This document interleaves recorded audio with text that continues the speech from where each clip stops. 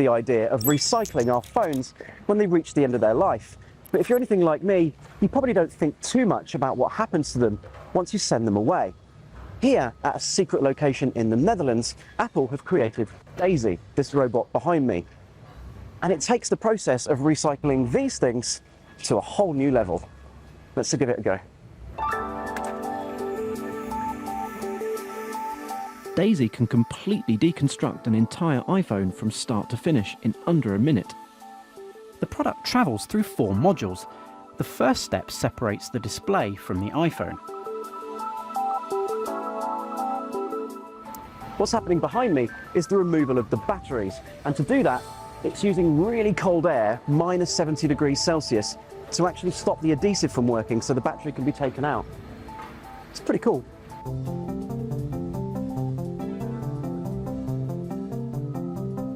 Afterwards, the screws are taken out before all the different components are separated by the machine. All individual bits and pieces land here, to then be sorted by a human. Most modern smartphones contain as many as 30 elements and rare earth materials, including cobalt, tungsten, gold and tin.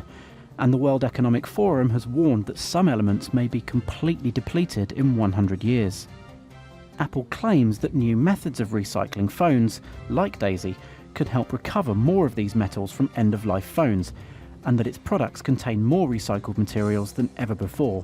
Rare earth elements and metals require extensive mining, with considerable environmental, social and political impacts.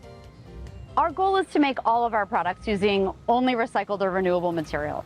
Daisy is helping us with that. She can do 23 models of iPhone, she can do 2.4 million units a year, and all of that means more material going back around a circular supply chain, so ultimately we can end our reliance on mining.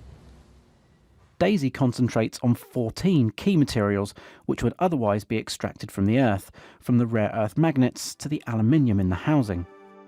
If you take, for example, the main logic boards, the cameras and the flexes, 1 ton of that has the same amount of material that we'd have to mine 2,000 tons of new material to get to. So it's quite important, and also it's much lower carbon. But it's not just about recovering the materials, but crucially getting them back at a purity where they can be used again. The brute force traditional methods of recycling can degrade the recovered materials or miss them entirely, meaning they can end up in landfill, causing pollution and environmental damage. Perhaps though, the most sustainable solution of all would be reducing the volume of e-waste we create in the first place.